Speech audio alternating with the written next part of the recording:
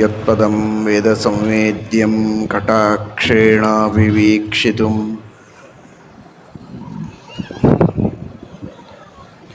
ನ ಕ್ಷಮಂತೆ ವಿಮತಯಸ್ತಮುಪಾಸೇ ಶ್ರಿಯಃ ಪದಿಂ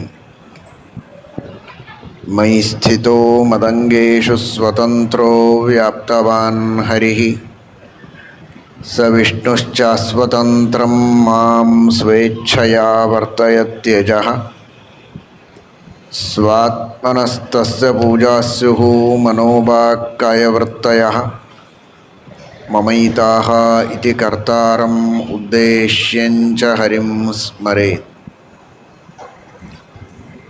ಧರ್ಮವಿಜ್ಞಾನವೈರಾಗ್ಯಪರಮೈಶ್ವರ್ಯಶಾಲಿನಃ ಆನಂದತೀರ್ಥಭಗವತ್ಪಾದಾನ್ ವಂದೇ ನಿರಂತರಂ. ಆನಂದತೀರ್ಥೋಪದಿಷ್ಟೋ ನಿಧಿರ್ನಾರಾಯಣಃ ವಯಃ ಪ್ರದರ್ಶಿತೋ ಯೇನ ಸಮ್ಯಕ್ ಜಯತೀರ್ಥಂ ತಮಾಶ್ರಯೇ. ಸತ್ಯಧೀರಕರಾಬ್ಜೋತ್ಥಃ ಜ್ಞಾನವೈರಾಗ್ಯಸಾಗರಃ ಸತ್ಯಜ್ಞಾನಾಖ್ಯತರಣಿಃ ಸ್ವಾಂತಧ್ವಾಂತಂ ನಿಕೃಂತತು.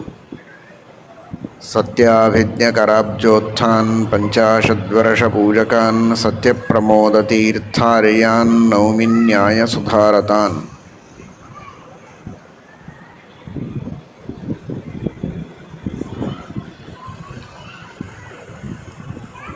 ವಕ್ಷಸ್ಥಲದೊಳಗೆ ಇಟ್ಟುಕೊಳ್ಳುವುದು ಮಾತ್ರ ಅಲ್ಲ, ನೀನು ಸುಮ್ಮನೆ ಇರು ಒಳಗೆ.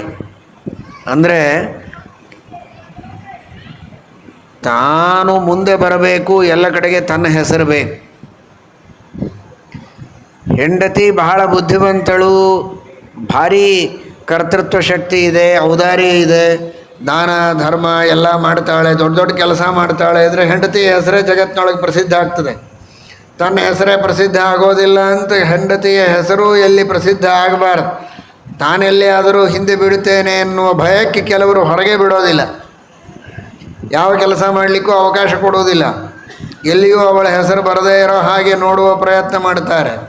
ಹಾಗೆ ದೇವರೇನಾದರೂ ಮಾಡಿದ್ನೇ, ಹೊರಗೆಲ್ಲಾದರೂ ಮನೆ ಮಾಡಿಕೊಟ್ರೆ ಅವಳು ಪ್ರಸಿದ್ಧಳಾಗ್ತಾಳೆ ಅಂತ ಒಳಗೆ ಕೂಡಿಸಿಕೊಂಡು ಬಿಟ್ಟನೆ ವಕ್ಷಸ್ಥಳದಲ್ಲಿ. ಭಾರೀ ದೊಡ್ಡ ಉಪಕಾರ ಮಾಡಿ ಪ್ರೀತಿ ತೋರಿಸ್ತೇನೆ ಎನ್ನುವ ನೆಪದಲ್ಲಿ ಅವಳನ್ನು ಮುಚ್ಚಿ ಹಾಕಿದನೆ. ಇಲ್ಲ, ಅದನ್ನೇ ಭಾಗವತ ಹೇಳಿತು. ಯತ್ರ ಸ್ಥಿತ ಐಧಯತ ಸಾಧಿಪತಿಂ ಸ್ತ್ರೀಲೋಕಾನ್.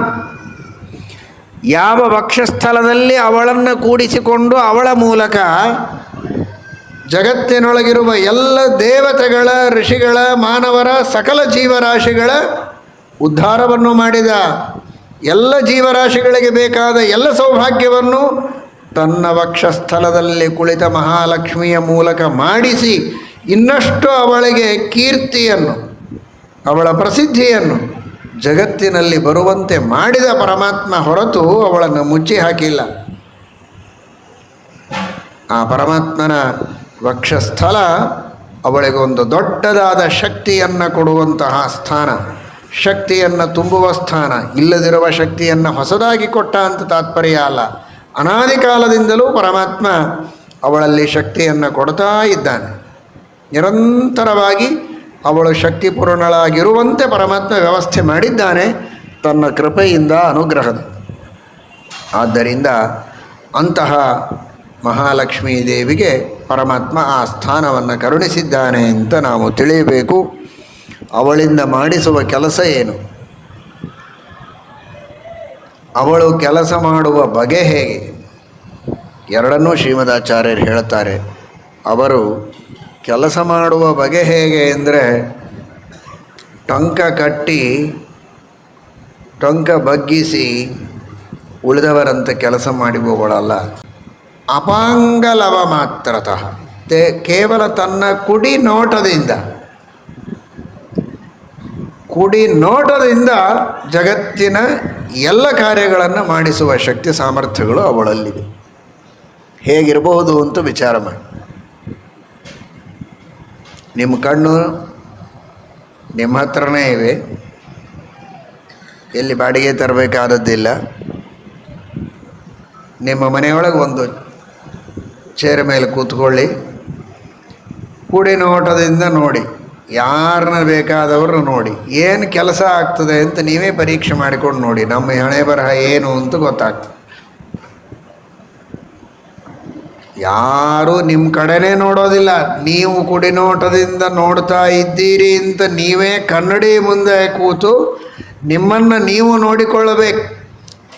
ಬೇಜಾರಾದರೆ ಎದ್ದು ಹೋಗಬೇಕು ಹೊರಗೆ, ಅಷ್ಟೇ ಹೊರತು ಇವರು ಕಟಾಕ್ಷದಿಂದ ಏನೋ ಸೂಚನೆ ಮಾಡ್ತಾ ಇದ್ದಾರಪ್ಪ, ಇವರು ಹೇಳಿದ ಕೆಲಸ ನಾವು ಮಾಡಿಬಿಡಬೇಕು, ಇಲ್ಲದೇ ಇದ್ದರೆ ಮಹಾ ಅನರ್ಥವಾಗ್ತದೆ ಅಂತ ಹೆದರಿ ಕೈ ಜೋಡಿಸಿಕೊಂಡು ನಿಂತವರು ಯಾರೂ ಇಲ್ಲ ಮನೆಯೊಳಗೆ.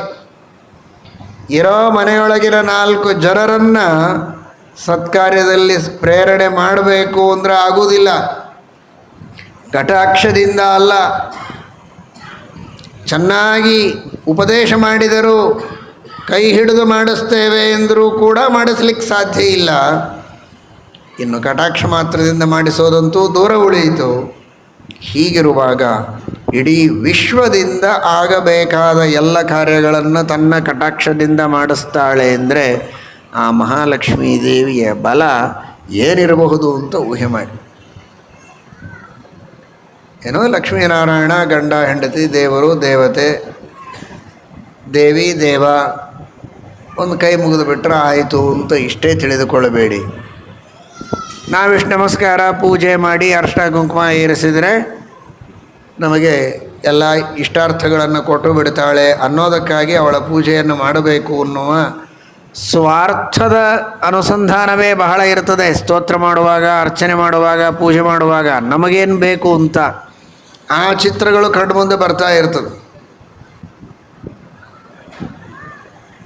ಮನಸ್ಸಿನಲ್ಲಿ ಏನು ಆಲೋಚನೆ ಮಾಡ್ತಾನೆ ಅಂತ ಚಿತ್ರದೊಳಗೆ ಬರೆದು ತೋರಿಸಿರ್ತಾರೆ ನೋಡಿ, ಒಂದು ಮಾರ್ಕ್ ಹಾಕಿ ತೋರಿಸ್ತಾರೆ, ಇವನ ಮನಸ್ಸಿನಲ್ಲಿ ಇದನ್ನು ವಿಚಾರ ಮಾಡ್ತಾ ಇದ್ದ ಅಂತ. ಹಾಗೇನಾದರೂ ನಾವು ನೀವು ವಿಚಾರ ಮಾಡೋದು ಎಲ್ಲಾದರೂ ಸ್ಕ್ರೀನ್ ಮೇಲೆ ಕಾಣಿಸ್ತಾ ಇತ್ತು ಅಂದರೆ, ನೀವು ಪೂಜೆ ಮಾಡುವಾಗ, ಪಾರಾಯಣ ಮಾಡುವಾಗ, ಅರ್ಚನೆ ಮಾಡುವಾಗ, ಜಪ ಮಾಡುವಾಗ ಆ ಸ್ಕ್ರೀನ್ ಒಳಗೆ ಲಕ್ಷ್ಮೀನೂ ಕಾಣಿಸೋದಿಲ್ಲ, ನಾರಾಯಣನೂ ಕಾಣಿಸೋದಿಲ್ಲ. ಇವನಿಗೆ ಅಂಗಡಿ, ತನ್ನ ಬಿಸ್ನೆಸ್ಸು, ಏನೇನು ಐಶ್ವರ್ಯ ಬೇಕು, ಎಷ್ಟು ಹಣ ಬೇಕು, ಎಂಥ ಮನೆ ಕಟ್ಟಬೇಕು, ಏನೇನು ಆಗಬೇಕು, ಇವನು ಅದೇ ಚಿಂತನೆ ಮಾಡ್ತಾನೆ. ಅದೇ ಇವನ ಮನಸ್ಸಿನ ಸ್ಕ್ರೀನ್ ಮೇಲೆ ಕಾಣಿಸ್ತಾ ಇರ್ತದೆ. ಅದು ಕಾಣಿಸೋದಿಲ್ಲ ಅಂತ ಎಲ್ಲರ ಮರ್ಯಾದೆ ಉಳಿದಿದೆ. ಹಾಗೇನಾದರೂ ಕಾಣಿಸೋ ವ್ಯವಸ್ಥೆ ಒಂದು ಮಾಡಿದರೆ ಎಲ್ಲರ ಹಣೆ ಬರಹ ಹೊರಗೆ ಬರ್ತದೆ. ಹಾಗಾದರೆ ಆ ಲಕ್ಷ್ಮೀದೇವಿಯ ಗುಣಗಳನ್ನು ಚಿಂತನೆ ಮಾಡಬೇಕು. ಲಕ್ಷ್ಮೀದೇವಿಯ ಗುಣಗಳನ್ನು, ಪರಮಾತ್ಮನ ಗುಣಗಳನ್ನು ಚಿಂತನೆ ಮಾಡ್ತಾ ಭಗವಂತನ ಸ್ತೋತ್ರವನ್ನು ಮಾಡಿದರೆ, ಸೇವೆಯನ್ನು ಮಾಡಿದರೆ, ಪೂಜೆ ಮಾಡಿದರೆ ಅದು ಸಾರ್ಥಕ.